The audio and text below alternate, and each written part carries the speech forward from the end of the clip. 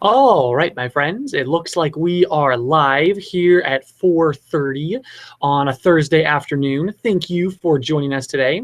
My name's Nick Matson. For those of you that don't know me, I imagine that most of you probably do at this point.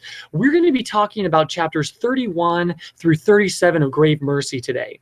Now, as you all noticed, we have had a long time that we actually haven't been able to be talking to each other, as we had a chat with Tash McAdam, which was fantastic. If you want to be watching the archive when we were chatting with Tash, that is available on our YouTube channel. And then the next week was obviously Thanksgiving. So it's been a while since we've talked about Grave Mercy. So there's been quite a bit of time in between there.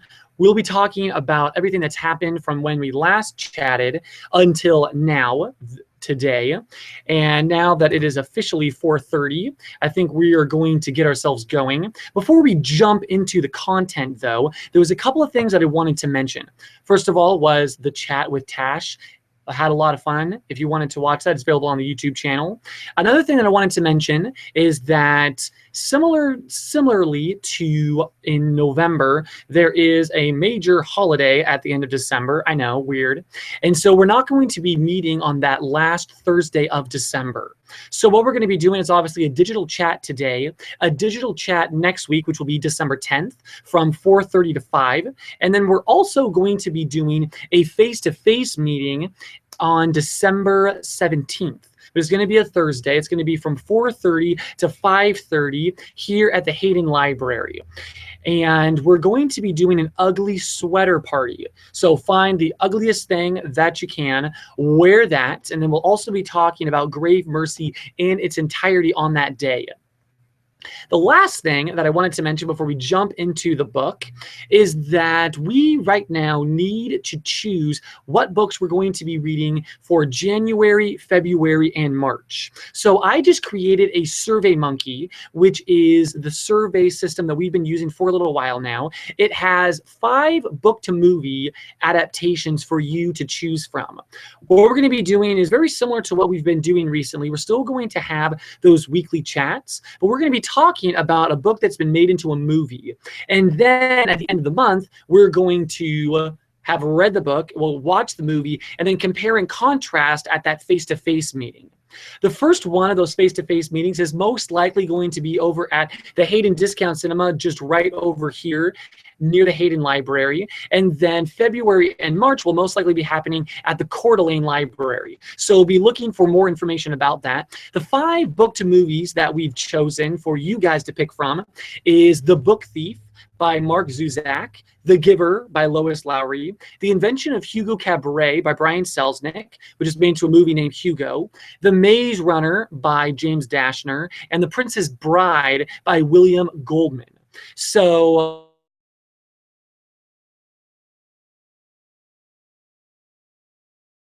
be watching over the next couple of months here. That would be fantastic. I think you will have until next Friday to make those decisions. So be looking into that, see which one you would like to be watching. So that is enough advertisement so far. And something that we asked over on Edmodo is, do you have a favorite character so far? Another thing that kind of ties into that is, do you appreciate Ismay more as a character as you continue to read the story? A lot of us were having a hard time as Ismay as the handmaiden of death, and how quickly Ismay jumped into that role. So if you changed your ideas on Ismay, let me know over on Edmodo. Right now, we already have is your favorite character, so you can respond to that on Edmodo. I'm going to throw up the next question of, do you like Ismay more that you've read a little bit more about her in the story? As I mentioned, we're already going and we're already to chapters 31 through 37. That's what we're going to be talking about today. So if you wanted to respond to any of these questions over on Edmodo, feel free to do that. If we're not able to log in right now, wanted to welcome everyone that's going to be watching this later on as well. And you can feel free to respond to any of the questions that I'm going to be bringing up on Edmodo, even if you're not doing it live right now. So while I was reading the book, there was a couple of things that surprised me. First of all, how young the Duchess Anne was. Turns out that Anne is only around 12 to 13 years old. And when you think about the Dark Ages, when you think about those medieval times, people got married and were princesses and princes and kings and queens a lot younger than we originally think about them. If you look at Disney movies, actually, which is something have a lot of characters from that time as well. The characters are actually a lot younger than we think they are. And it's this similar situation with the Duchess Anne, who's only 12 to 13 years old in the story here. When we were originally talking about Anne in the beginning of the book, going to be betrothed to someone, it was odd to me. I was assuming that she was a little bit older than 12 and 13 years old, but there's many stories and many things from history where characters, where historical figures were very young when they came to power. And so that is something that is interesting, that our author, Robin Lefevers, put that into the story as something that had that historical element to it, which was a lot of fun. But it once again surprised me. Another thing that I found interesting was that the Reverend Mother of the convent was sending Ismay into this whole web of lies and deceit. And ultimately, she wanted her to check out Duvall and see if Duvall was good or if Duvall was bad. And so we find out that Duvall is actually the half-brother of Anne. So we're going to be asking a couple of questions about that a little bit later. But that was another something that surprised me. Another thing that wasn't terribly surprising, but just had a little bit of surprise to it, was when Ismay and Duvall kissed. Was that something that you saw coming a mile away? Was it something that you went, didn't see that happening? Let me know over on Edmodo there. So I'm going to post that question real fast, and then we'll just be moving right along into the other pieces of our book here. Obviously, we have had a lot of ground to cover, and because we haven't had a chance to talk about Grave Mercy for several weeks now. What I found was convenient, though, is that even though we haven't had a chance to talk in a while, a lot of the plot twists that happened in chapters 31 through 37 were actually being built up in that period that you were reading over Thanksgiving break and while we were talking with Tash. And so a lot of things kind of came to a head in this section right here. So we're going to be talking about those sections and kind of what led up to this point.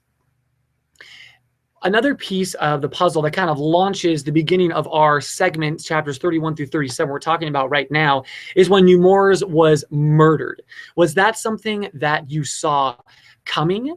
It did seem very convenient that there would be a suitor that would be able to get Anne and Duvall and Ismay out of the problems that they faced. Obviously, you have the French that are trying to force Anne into marrying one of them. And then you also have D'Albert, the English guy, also trying to force Anne to marry him so he can become more powerful. And Duvall and Ismay are trying to stop all of that from happening. And so we have Nemours coming up as a good option for a way of getting Anne out of those problems. And then Nemours is murdered. Was that something that you saw coming? Was that something that you didn't see coming? For me, it did seem like it was rather convenient that Nemours would be able to kind of take care of that problem halfway through the book. And so it makes sense that he would be murdered. But we're still wondering who is pulling the strings here. Which one of the players in this game is the one that had him murdered? It was also very convenient as a plot twist there that Ismay, when she kills someone for Mortain, she's actually able to feel their soul as a handmaiden of death. She's able to feel their soul brush up against her body before it leaves entirely. And she's able to gain some information about who murdered Nemours, but not who was pulling the strings. And so we'll have to see what comes of that a little bit later. Another question that I had stems from page 324. Have that marked on the top of our pages here. I'm going to read it to you real fast here. There you go. So this is when, just after Nemours is murdered, Ismay goes into his quarters, and there are some of the traitors in the room there. And so just before she kills one of the guards, she says, "For a moment, I am torn, balancing the Duchess's and Duvall's need for information against my desire to prove myself to my God and my convent." Do you think that Ismay is starting to feel that, you know what, maybe the convent doesn't have the best interest of the Duchess in mind? Are there other players that are working into this decision? This is the first time that Ismay is really torn between doing the will of Mortain in the will of the convent, and also the people that she is experiencing in the castle right now. And so that was something I found really interesting as we were reading this section. So I'm going to post a question about that over on Edmodo right now. You can respond if you would like to, or if you're watching later, you can also respond to it right now as you're watching a little bit later. Another piece of the puzzle, while I was reading the book, there's so many different players that it was sometimes a little bit confusing who was doing what to whom and where are all the players involved here. And I found on page 344, when Ismay is writing letters back to Aneth and also to the Reverend Mother of the convent, that she kind of gives a short synopsis of the different things that are happening. I found that very convenient because I was spinning with all the different names and things that were happening. So if you're also a little bit confused, check out page 344, and that kind of gives you a quick synopsis of what's happened up to this point. Now, another thing that we're noticing in this section is a little bit of that sexual tension happening between Duvall and Ismay. She started off as just that agent of death, and Duvall didn't trust her at all. But in the section that we're reading right now, chapters 31 through 37, you're starting to see an attraction between them. And we even see them kissing each other a little bit later on in this passage. Do you think that Ismay is right to trust Duvall, or do you think that he is playing her? We have the Chancellor, who thinks that Duvall might be angling to get himself onto the throne. Ismay that's torn right now.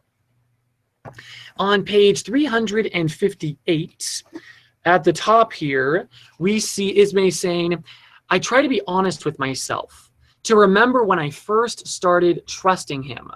Was it before I began to have feelings for him, or after?" So Ismay is having a hard time differentiating between her feelings for Duvall and if whether or not she should be trusting him, and if he has the Duchess's interests at heart. It really on pages 382 to 384 that you have Anne telling a story to Ismay about how Duvall saved her when she was younger. And so the question that Anne has for Ismay is, how can I not trust a man that saved my life like he did back then? And so that kind of gives us the impression, you know what, maybe Duvall is trustworthy, and Ismay has every right to be slowly falling for him. Now, kind of going on and continuing in that vein, on page 361, Duvall and Ismay have a quick chat about that as well. Ismay starts off at the bottom of the page and says, "We are both bound by other duties, other saints," I remind him. "Our hearts are not ours to give, even though they are very much interested in each other right now." Duvall says, he turns his head to look at me then. "Is that what they teach you at the convent? That the gods demand the hearts from our bodies?" "I fear it is what my convent expects," I tell him. "They may train us in the arts of love, but in their minds our hearts belong firmly to Mortain." "I disagree with your convent," he says. "Why give us hearts at all then?" And I found that as a really interesting idea, that Ismay thinks that her heart belongs firmly to the convent. That's what the convent teaches. And yet when she's gotten into the field and she's interacting with Duvall, she's having a hard time actually living that degree of commitment to the convent. And do you guys... Let's see. Let's make sure that I have all of those questions that we're talking about posted over on Edmodo right now. Do you think Ismay is right? Do you like Ismay more after that? You see that murder coming? Let's put that up real fast here. Talked about that a little while ago. We're also going to be talking, do you think Ismay is starting to question her commitment to the convent? And then, do you think Ismay is right to trust Duvall? We'll get that one posted right now. And then the last one that we've talked about is, do you think that Duvall is right, that you can still love even though you are pledged to work for a saint? Or do you think that what the convent has been teaching Ismay, that your entire heart belongs to that saint that you have pledged your loyalty to? And let's see. Right about her. Do you think Lord Mortain? Get that one up as well. All right, I'm gonna refresh my Edmodo right now. It's having a hard time keeping up with all of those questions that I've been posting, but I think all those questions we're posting are up there now. If you would like to respond to any of those, feel free. Now, there was obviously a very intense scene that happened in this chunk of time right now, where you have Madame Dinan actually getting D'Albert in a position where he can assault Anne. And obviously, if he was able to assault Anne, that would give him a claim to the throne in the most terrible way possible. And so Madame Dinan, who is actually the person that's supposed to be taking care of Anne, betrays her and gets her into a very compromising position with D'Albert. And I found that place very awkward. It was very surprising to me that that was something that was happening in the story. But once again, if you look back at the historical context of Queen Elizabeth, of King Henry, you have so many terrible things that happened to young girls, to women that were in that society, used more as pawns than as, and that was something that was brought about as very. So the book right here is actually being very historically accurate, even though it might make us very uncomfortable to read something like that. And so the question I have is, were you surprised that Madame Dinan would side with D'Albert instead of protecting Anne? It seems Lady Dinan has some ulterior motives for making that thing happen, for having that opportunity for D'Albert. It's fantastic that oh man, I'm having a hard time remembering the name of the other assassin that is there with Ismay right now. Sybil, I believe, is her name, and she tips Ismay off, which is fantastic because it lets Ismay get there in time to save Anne from something happening to her. Obviously, there was the start of the approach. It was a terrible thing that happened. D'Albert should not have done that, but it was part of that palace intrigue that happens. And so Duvall, Ismay, and Anne respond by saying that Anne will by no means ever marry D'Albert. And so D'Albert storms off in a rage, and I'm thinking that that will probably have some consequences later on in our story. But right now, Ismay was in the right place at the right time to protect Anne, and that is fantastic. Another piece that we see back at the convent right now is that Aneth is being positioned to become the new Seeress. And we find out on page 390 that Aneth is not very excited about this. So the question is, why do you think Aneth is not excited about becoming the new Seeress? And I think if you read on page 390, the answer to that question kind of jumps off the page there. It seems that Aneth was excited to train and to go outside and to be living for Mortain in a very tangible way out in the field. And yet the Reverend Mother is positioning her to become the new Seeress, and Aneth is not excited about that. So there have been a lot of things that have happened in this chunk of our story. And we have Ismay trying to protect Anne. She's trying to figure out if she should trust Duvall, if she shouldn't trust Duvall. She's in the right place at the right time to stop something bad from happening to Anne, which is fantastic. But we also have that scene right at the end of our chunk of time here, chapters 31 through 37, where Anne is almost assassinated by the revelers that are there, by the people that are supposed to be just entertaining. They actually almost assassinate Anne right in front of everyone. Luckily, Ismay is once again able to protect her just in the nick of time, and they're able to remove Anne from that situation. And at the end of our segment, I think this question is going to come into play as we get in portions of our book. And it's on page 401, and I'm just going to read that real fast. Not that the moment is over and the danger past, my body begins to tremble. So close, too close. Ignoring the whispers and the pointing, I follow them out of the hall. Was the assassin a parting gift from Dalbert, or an opening shot fired by some new enemy? And I think that is something that we're going to be able to discuss next week, as we're also going to be doing our digital chat from 4:30 to 5. And then the week after that, we are going to have a chance to actually get together here at the Hayden Library, have an ugly sweater party, and also be talking about the conclusion of Grave Mercy. So, my friends, go ahead, go over to Edmodo, be responding to the questions that we've been talking about back and forth. Make sure that you watch the video archive of our chat with Tash, and we will be seeing you guys next week right here on Google Plus or YouTube, and also over on Edmodo. Thank you for being with me here today, and we will catch you guys in just a little bit. Catch you later.